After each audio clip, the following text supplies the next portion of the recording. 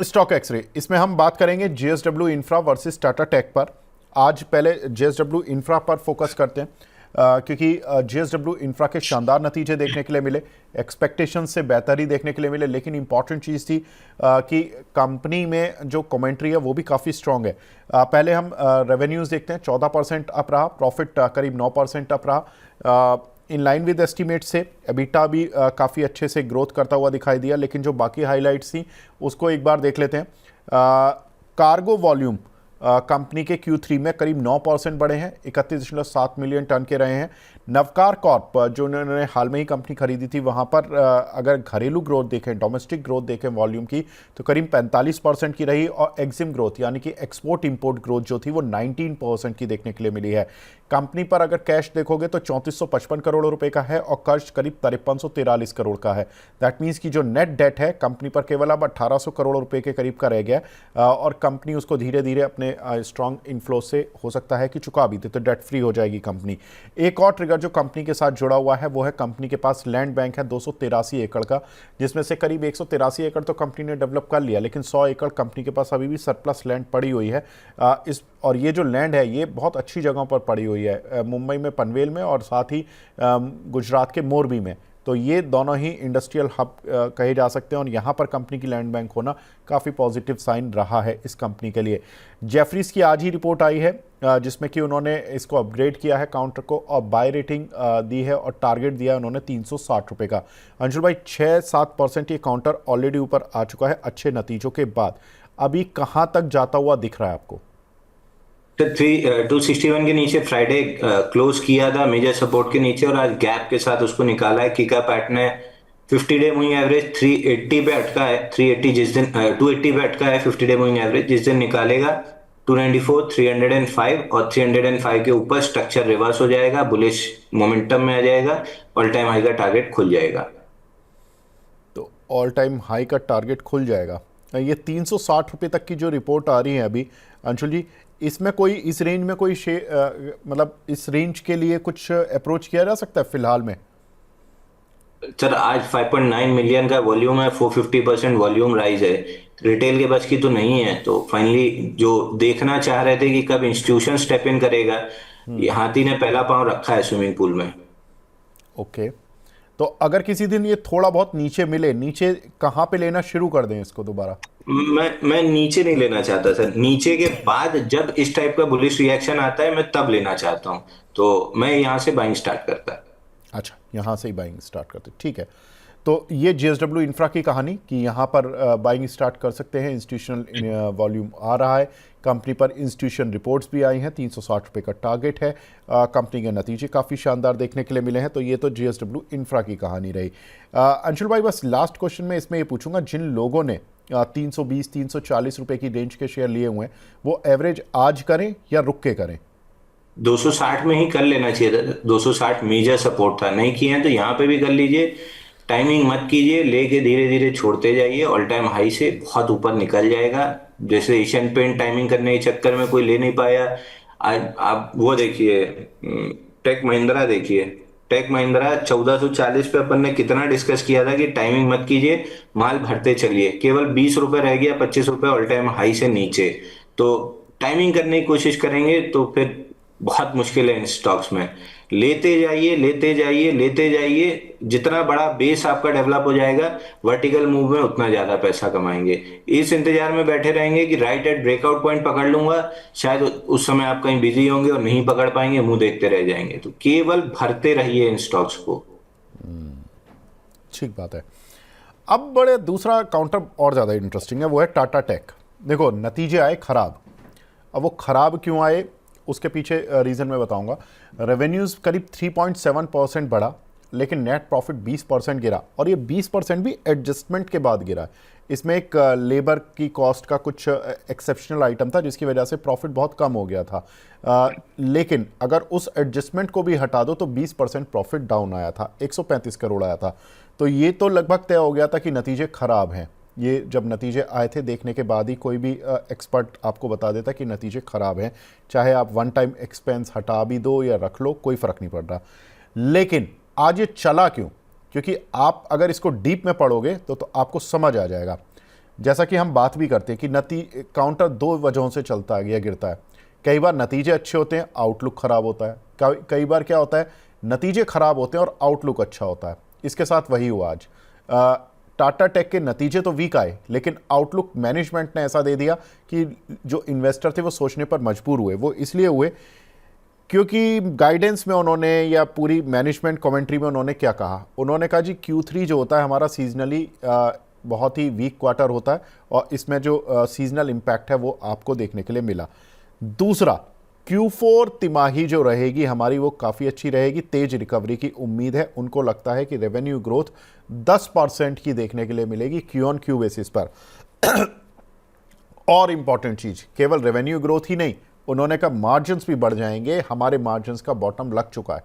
उन्होंने इस तरह के इंडिकेशन दे दिए हैं कि हमारे मार्जिन्स जो नीचे आ रहे थे वो अब बॉटम लग चुके हैं। Q2 में जो मार्जिन्स थे हम उसको भी एडजस्टमेंट में पार करके दिखा देंगे। तो ये एक इम्पॉर्टेंट चीज़ जो कि स्ट्रीट को शायद पसंद आई कि मैनेजमेंट ने माना हाँ जी हमारे वीक क्वार्टर है, कोई एक्सक्यूज़ नहीं, ख़राब आए हैं, लेकिन अच्छी चीज़ क्या है कि हम Q4 से रिकवर करके आपको दिखा देंगे। और उसी वजह से काउंटर ने भी आज रिकवर होकर दिखाया है।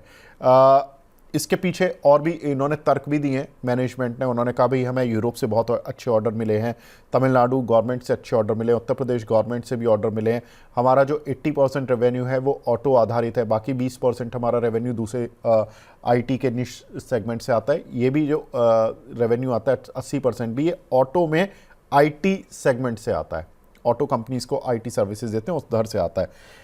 अंशुल भाई, जो वर्स्ट होना था मैनेजमेंट की नज़र में तो वो हो गया, लेकिन स्टॉक मार्केट की नज़र में या स्टॉक होल्डर या निवेशकों की नज़र में क्या वर्स्ट अभी देखेगा काउंटर, या इसने जो देखना था वो देख लिया, अब ये चलेगा काउंटर?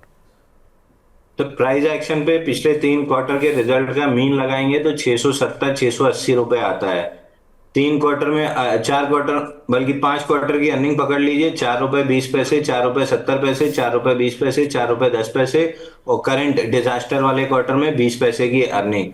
तो ये जो 1 2 3 4 5, ये जो 20 रुपए अर्निंग्स पर शेयर आई है 5 क्वार्टर में और प्राइस पर रिफ्लेक्ट नहीं हुई है, यही दिखाता है कि नेगेटिव रिजल्ट के बाद आपको इतना पॉजिटिव रिएक्शन क्यों मिल रहा है। तो इवेंचुअली स्टेज 1 कंसोलिडेशन फेज में है, यहाँ पे जितना आप एक्यूमुलेट करेंगे उतने बड़े बेस पे बैठेंगे, और स्टेज 2 अप ट्रेंड जैसे ही इसमें बनेगी, फट के आपका जो प्रॉफिट या जो एक्यूमुलेटेड वेल्थ है फट के आपको देखना स्टार्ट होगी। तो यहाँ पे accumulation is the only thing जो आप कर सकते हैं। This is something like Jhunjhunwala या वॉरेन बफे वाली मेंटालिटी कि स्टेज 1 एक्यूमुलेशन फेज में बस आंख बंद करो, पैसा आया माल खरीदो, पैसा आया माल खरीदो, पैसा आया माल खरीदो। जब स्टेज 2 ब्रेकआउट लेके स्टेज 2 अपट्रेंड में आएगा और क्लाइमेटिक मूव की तरफ जाने लगेगा, तब धीरे धीरे करके डिस्ट्रीब्यूशन स्टार्ट कर देना है। तो ये वो ट्रेडिंग वाला काउंटर नहीं है कि आप कॉल पुट में वो सब करते रहें या 5-5, 6-6% की स्कैल्पिंग ट्रेड मारते रहें। This is just by, accumulate and hold counter. Stage 2 uptrend आते ही से स्टॉक अपसाइड आराम से खुल जाएगी। अच्छा, ये जो स्टेज 2 अपसाइड आएगा वो कहाँ तक आएगा अंशुल जी? और समय लगेगा सर न्यूट्रलाइज होने में। 50 वीक मूविंग बैठा है, यानी 50 यहाँ से ऊपर जाएगा भी तो 50 वीक मूविंग एवरेज पहले उसको टच करेगा, उसके बाद सेलिंग एब्जॉर्ब करेगा, उसको न्यूट्रलाइज करेगा, फिर जब ऊपर निकलेगा तो 10, 20, 50 डेली एक दूसरे के ऊपर आएंगे, फिर वीकली एक दूसरे के ऊपर आएंगे। तो पूरा समय अपना लेगा, लेकिन जब पूरा स्टेज कंप्लीट करके स्टेज 2 अप ट्रेंड में आएगा तो नीचे आने की फिर कोई वजह नहीं बचेगी। सो ऊपर रोकने की बहुत सारी वजह भी बची हुई हैं। डेली चार्ट पे 707, 725 का स्विंग हाई, वीकली चार्ट पे 725 का 50 वीक मूविंग एवरेज। तो ये सब जब न्यूट्रलाइज धीरे धीरे हो जाएंगी तो 725, मतलब अगर बेसिकली आपके सवाल का एक लाइन में जवाब दूं, 725 ये लेवल है जिसके ऊपर सस्टेन करने पे पहला ही टारगेट 955 और ऑल टाइम हाई 2 खुलेंगे। तो 725 के नीचे आपके पास बम्पर मौका है एक्यूमुलेशन का। 725 के बाद मोमेंटम प्ले स्टार्ट हो जाएगा ऑल टाइम हाई के लिए। मोमेंटम स्टार्ट हो जाएगा ऑल टाइम हाई के लिए। अंशुल भाई, फिर तो ये मतलब मल्टी बैगर क्या है, ये तो ज़बरदस्त शेयर बन जाएगा, क्योंकि ऑल टाइम हाई तो इसका जो है वो 1400 रुपये है। मतलब आप कह रहे हो कि ये डबल हो जाएगा? बहुत आराम से हो जाएगा सर। मूविंग एवरेज न्यूट्रलाइज होने दीजिए, इसलिए मैं बोलता हूँ ना, चार्ट खोल के मूविंग एवरेज पढ़ना सीखिए। ये जो मूविंग एवरेज न्यूट्रलाइज होके साइडवेज हुए हैं, ये स्टेज 1 एक्यूमुलेशन फेज होती है। थोड़ा सा अगर मेहनत करके स्टैन विंस्टीन पढ़ लेंगे, फ्रस्ट्रेशन से बचे रहेंगे। अगर आपको समय नहीं देना है तो स्टॉक को वॉच लिस्ट में 725 का अलर्ट लगा के छोड़ दीजिए। जिस दिन आएगा उस दिन से मोमेंटम प्ले करना स्टार्ट कर दीजिएगा। पैसा है, धीरे धीरे एक्यूमुलेट करके छोड़ना है, तो ये बेस्ट फेज है जहां मूविंग एवरेज न्यूट्रलाइज हो रहे हैं, स्टार्ट हो चुके हैं।